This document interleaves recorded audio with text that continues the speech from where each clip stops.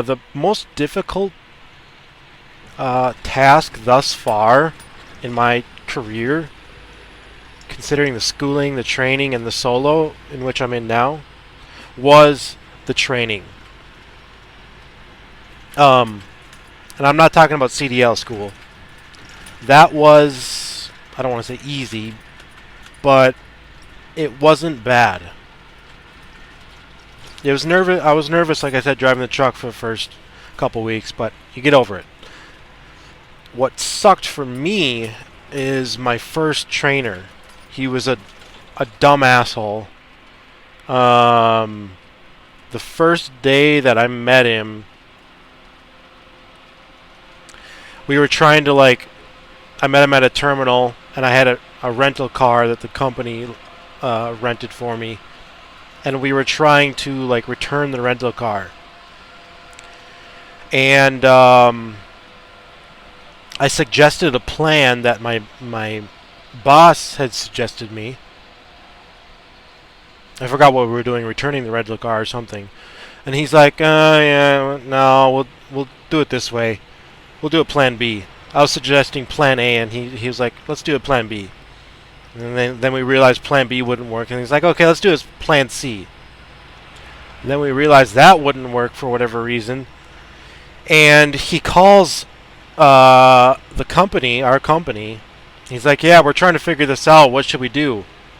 And the lady told him, I told the driver to do it this way. And I heard him say over the phone, oh, I guess he missed that. And I wanted to say to this guy, dude, that's the first thing I suggested. And he tells her that he says I missed it. I didn't hear her say it when that was the very first thing I suggested to him. And from then on, and he had a googly eye. He was fucking weird. I just knew then, oh, this is going to be rough. This is going to be interesting. And from then on, he was just... He would say stupid shit sometimes. He had been in Swift for a year. Which is, that makes sense. And he had been in this company for a year. And there was just so many stupid things he would say. He was talking about being a cop once. He went to school to be a cop. And I'm like, oh, why'd you stop? Why didn't you pursue that career further? And he's like, oh, it's just too much paperwork. Okay, being a cop is too much paperwork. Okay, I've heard that before. I understand. And then later, he shared with me that he didn't pass the eye exam because he had a fucking googly eye. So it's he made it sound at first like he had become a cop, and it was just too much paperwork to be enjoyable. But it turns out later that he had never became a cop. What's another stupid thing he said? There's so many things. I would ask him questions, and he would get frustrated with me. Literally, I think it was the second or third day. We arrived at a customer, and we were just sitting in the lot, and I'm like, what are we doing? And it was an honest question. I didn't know what we were doing there. I didn't know if we were getting loaded or we're getting unloaded, or if it was a drop-in hook, or if we're looking for the shipping receiving office. I just didn't know what we were doing, and I wanted to learn, so I asked him, what are we doing? And he's like, well, what's your big damn hurry? Or he's like, are you in a big hurry? He was offended that I had asked that question. And I would ask him questions because I'm trying to fucking learn the job, I'm gonna pick your fucking brain. If you're a trainer, you have to expect the student to pick your brain and ask you questions. He would get frustrated, almost like he was always at least mildly frustrated or like preoccupied. He seemed preoccupied to answer the question thoroughly. Like I'd ask him, like, you know how you might ask somebody in school, what work do I do how do I multiply 5 times 5, you know? How do I do this multiplication? And the teacher just says 25. That's the kind of trainer he was. He wouldn't show me anything, he would just do it himself. He was a horrible, horrible teacher, and he was just in it for the money. Another thing that made that experience suck was I would literally like only sleep 5 to 6 hours a night, and he would be when I was driving, he would be in the passenger seat sleeping a lot of the time. And so he would get his sleep, and then, you know, we'd shut down. He'd like to drive in the morning. He'd let me drive in the afternoon and evening and night. So I would stop driving at like 10, 11 o'clock at p.m. And then he's sleeping half the time. So he gets up as early as possible. He'd get out. I remember he'd get up at like 4 or 5 a.m., start driving, and I'm in the top bunk trying to sleep, and I can't sleep when somebody's driving the truck. Maybe it's a top bunk thing because you are rocking all over the fucking place. You're feeling every bump 10 times fold. So I just wouldn't get any sleep, and I remember the temperature being a problem all the time. It'd be way too hot up there. Way too fucking hot up there. And then during the day when we're driving, he'd have the AC blaring non-stop. So I'd have to wear like extra layers of clothes. And I just remember like waiting just at the end of the day when we go to sleep and hit the bunk. I would just love that sleep. Oh my God, I welcomed my bed so much. Because I was just tired of his shit. I'm trying to think of other stupid shit he said.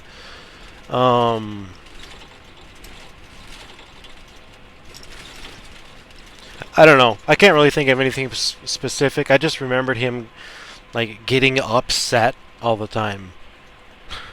It's like you can't learn from somebody that's just fucking upset and frustrated all the time. I'm not gonna pick your brain if every time I do, you get upset. How am I supposed to learn if I can't ask you questions and you make me feel like a fucking idiot by asking questions?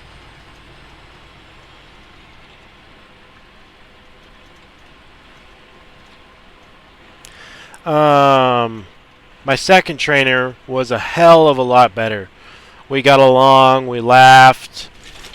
He was a nice, normal guy. He was funny. He was chill. And he would answer my questions without getting frustrated.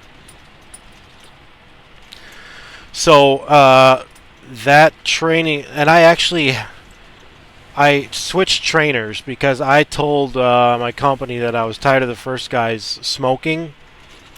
I told him I didn't like that he was a regional driver and I was an over-the-road, or I was a national driver.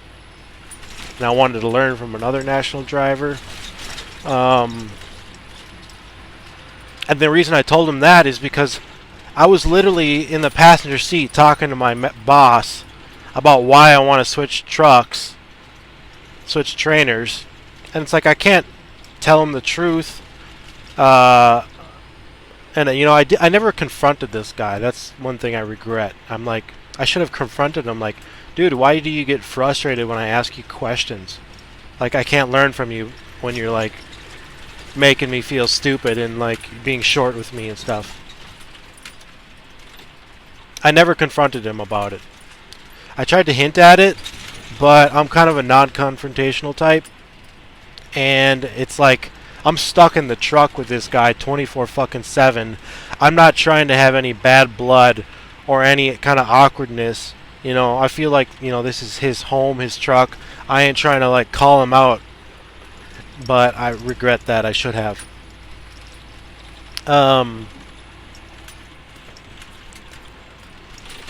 And I like Bill Burr, but he would listen to the same Bill Burr stand-up segment like 3 fucking times, like in a week. It's like that's enough, bro.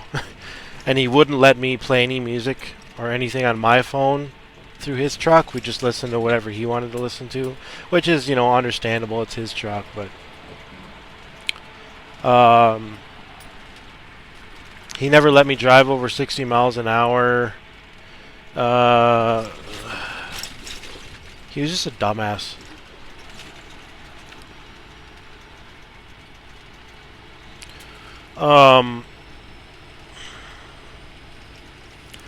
So the schooling aspect wasn't bad. I had to share a motel room with a guy for 3-4 weeks, and he was a pig, and he snored like a pig, and he smelled like a pig, and he would fucking eat like a pig, and he'd clip his toenails on the carpet floor, on the carpet like a pig, and he would breathe like a pig. And he was a nice guy, but I was glad to get out of there. But otherwise, I liked that experience. I was getting paid. They were paying for my schooling, but also I was getting paid. They were paying for the motel and the schooling, my company, and I was getting paid weekly, which is dope. And there, trying to think what the hours were. I think we'd go like, I don't know, 7 to 3, something like that. It was pretty reasonable. We had plenty of time off, Monday through Saturday. I think the Saturdays were only 4-hour days. It's pretty chill. A couple of the trainers there were kind of just stupid too. A lot of those guys, I noticed, the trainers, some of them are just like trucker has-beens that I don't know how to put it. They're kind of like know-it-alls, and they think they know the industry, but they've been out of it for so long that they just don't fucking know it anymore. And a lot of them were like super fucking safe. Like, I remember I graduated and I'm like, I said to my classmates, like, we should go out for a beer. And we were supposed to go to the terminal the next morning to get our end of graduation orientation, or whatever you call it, which was 12 to 14 hours later. And he's like, one of my trainers was like, oh no, you shouldn't have a beer, man, the company doesn't like that. It's like, I can't have a beer and then like 12 to 14 hours later go to work when I'm not even going to drive a truck that day at work. It's like, even if I was driving a truck, like, how many hours does it take to get a beer out of your system? This was at the end of the day after I was done driving a truck. We were going to our hotel rooms. And it was just a bunch of situations like that They're just way too. This specific trainer was way too safe. And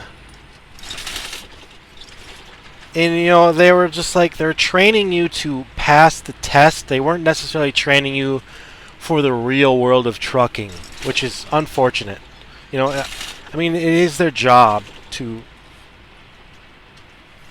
help you pass the CDL exam.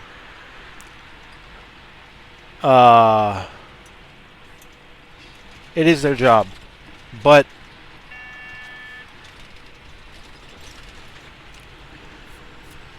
they took it way too far as far as being safe. Like, whenever you cross the railroad tracks, you gotta roll down your windows. At every single intersection, you have to look both ways 3 times. It's like you're turning your head so much you can't even see what the fuck's in front of you. That's how they wanted you to drive. It was just ridiculous.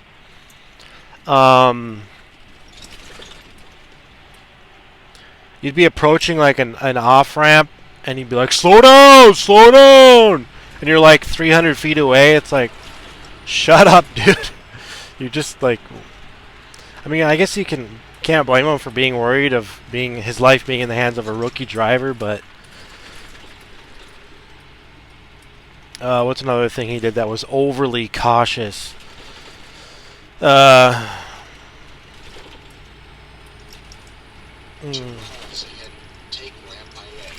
like you'd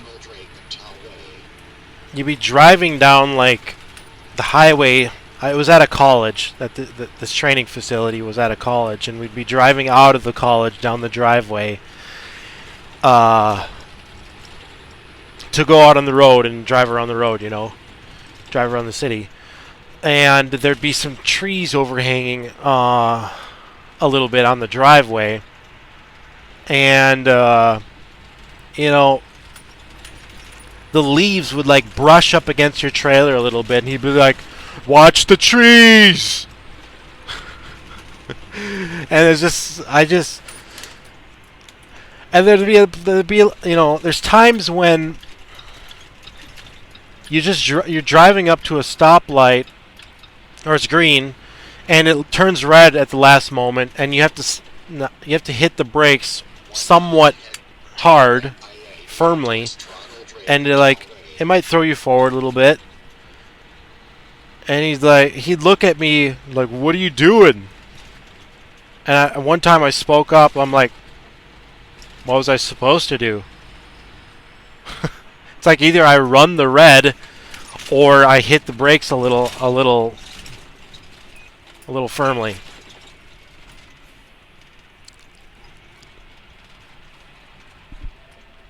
And after, every time I'd hit the brakes or go over a bump, he'd be like, oh!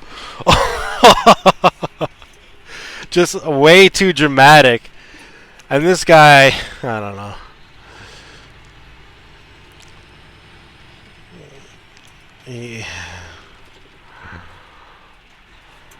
He was just kind of on his own little ego trip or something. There was another trainer. He would talk all the fucking time. He just a storyteller. He loved being the center of attention.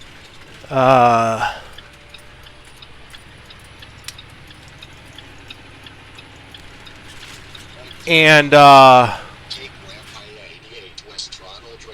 remember one time I tried to put in my 2 cents into one of his stories, and he just looked at me and then he continued his story. Like I hadn't even said anything, and all he wanted to do was talk.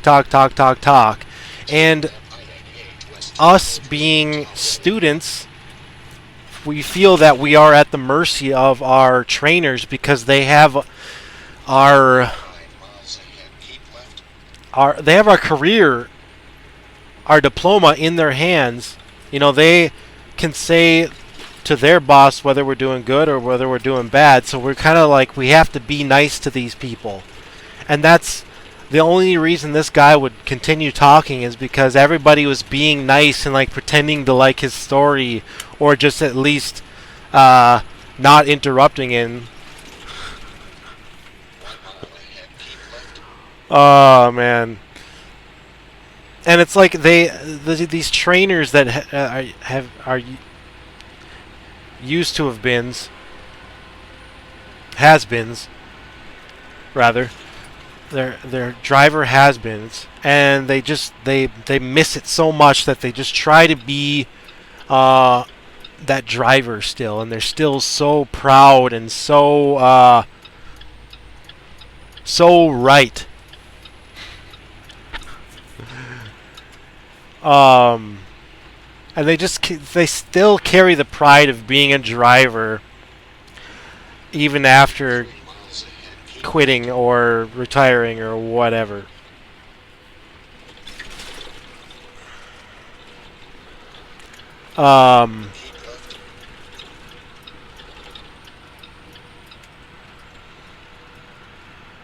And they just love that these newcomers are looking to them for guidance and wisdom, and they love it. I imagine they like it when we look at them like they're just heroes, just amazing people, almost like they're war vets or like military troops or some shit. That kind of pride, that kind of whatever you want to call it. But that was a schooling process. That wasn't terrible, It was more so being with this trainer over the road for 3 weeks. That was hell. It was like, it was supposed to be 3 weeks, I think. But I couldn't last it. I lasted like 2 weeks, maybe 2.5 weeks. I just couldn't deal with this guy. I just wasn't learning, and he was just a dumbass, frustrated. I'll give him this. He wasn't even a bad driver. He was a good driver. Just a horrible teacher. Horrible teacher. Did not create an atmosphere of that welcomes questions, which is, that's the. He just wanted more money.